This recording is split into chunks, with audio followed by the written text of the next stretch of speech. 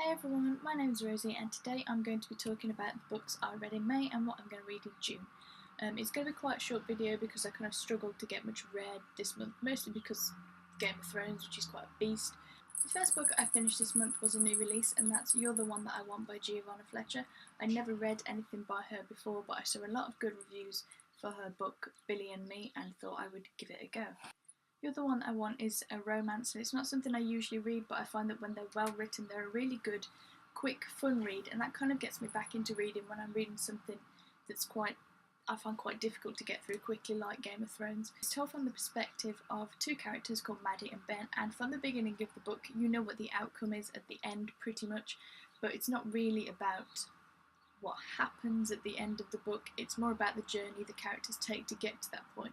And it was so fantastically written, it was both heartwarming and heartbreaking at the same time. I think this would be the perfect kind of book to sit around by the pool reading, or if you're going on holiday somewhere just lazing about. It's a really, really good read. I absolutely enjoyed it and I gave it 5 out of 5. The next book I finished in May is a book called Open Minds by Susan K. Quinn. This is a paranormal book, and as you might have guessed from the title, it's about mind reading. Let me tell you that this is definitely one of the most immersing books I've ever read. At points I had to remind myself that mind reading actually didn't exist in real life.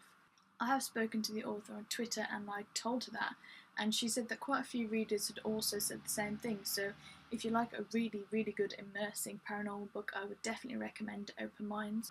It's also part of the What Tomorrow May Bring box set, which contains, I think it's 10 books plus one sample, and that's £1.83 I think on Kindle, which is just a steal really, so if you like dystopian books then I recommend you give that a go.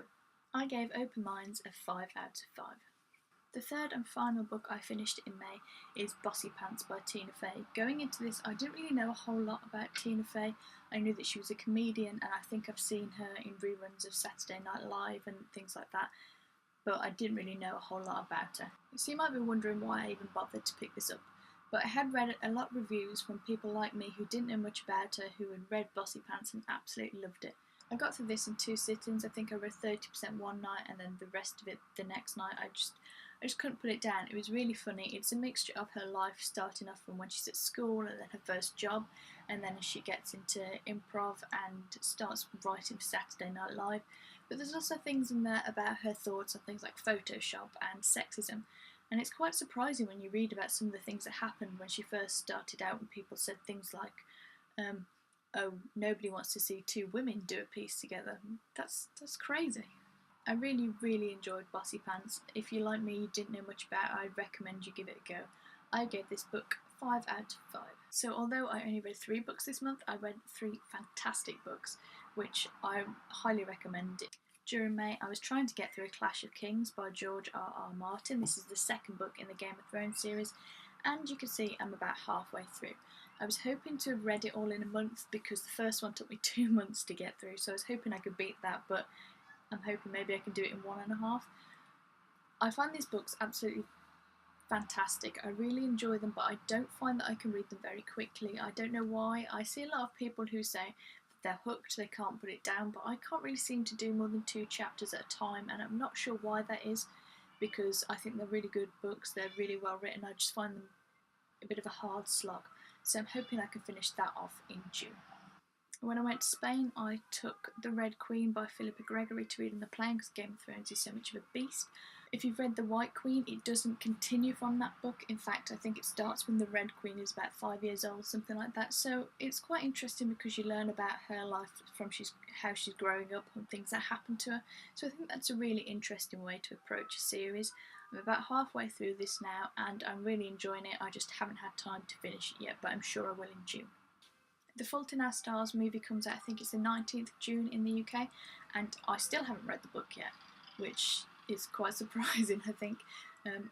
I find the idea of it quite interesting, but what puts me off is I'm not very good at sad books. I don't want to be sat there at 2 o'clock in the morning bawling my eyes out because I've read Looking for Alaska by John Green and it was gripping, so if that's the same, I'm going to end up at 2 o'clock in the morning crying my eyes out. I want to read it, but I don't want to cry like a girl, but it's coming out, the movie's coming out this month, and my mum read the book and she loved it, and I think she'd quite like to go and see the film, so I need to read the book before I go to see the film. I think the idea of going to see the film is a little bit more daunting because if I cry there, it's in a room full of other people, though they'll probably be crying too. The final book I'm going to try to get through in June is called The One by Kiera Cass, and that is out in the UK. I think it's the 5th of June. It's out in the US already, which makes me kind of sad. It's the final instalment of the selection series, and we finally find out who Prince Maxon chooses, or perhaps rather who America chooses. Does she choose Maxon or does she choose Aspen? Who knows? I read the other 2 books and the 2 novellas from the selection series, and I really like Kiera Cass's writing, so I'm sure I would get through that in a matter of days, probably 2, I would guess. In my May to be read video, I said that I was going to try and get through Shania Twain's autobiography. I started it, I think it was the end of April, but I haven't even had time to think about touching it in May. I've just been so busy, so maybe I'll get to it in June, but I think that's kind of pushing it really, considering the size of Game of Thrones and the other 3 books I've got to read. So that's what I read in May and what I'm hoping to get through in June. Let me know if you've read any of those, or if you've got any recommendations for the future, because I'm always looking out for more books. I mean, my to-be-read list is ridiculous. I think there's about 70 books on it on Goodreads, but I'm always looking for something new to add to the list. Thank you for watching. If you enjoyed it and want to hear me waffle about more book stuff, please hit subscribe wherever that shiny red button is. You can also find full reviews of books and other things like beauty, food recipes, does that even make sense? And other general ramblings on my blog www.eatreadglam.com. I'll leave the link below. You can also follow me on Twitter at eatreadglam. Thanks for watching. Hope you have a good day. Bye.